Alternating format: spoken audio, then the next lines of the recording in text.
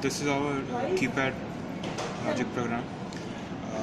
We have set all the pins as the respective rows and columns for the LCD and the keypad. These are the commands for initializing the LCD.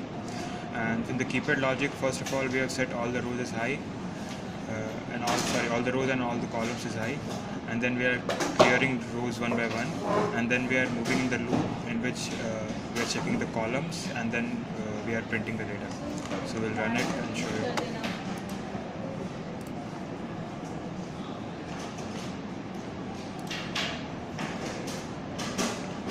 So as you can see, if I press the 1 year, I'll get 1 year LCD.